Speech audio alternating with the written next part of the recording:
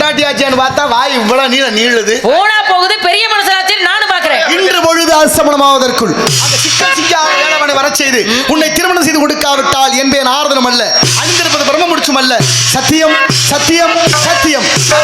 வைத்தியநாதன் மகன் அது வரைக்கும் இரு பத்தியம்.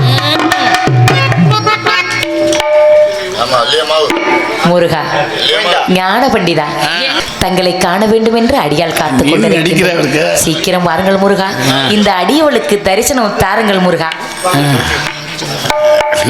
முருகா முருகா, ஏன் ஒரு தடவை ஏன்டுதான் கேட்டா என்ன?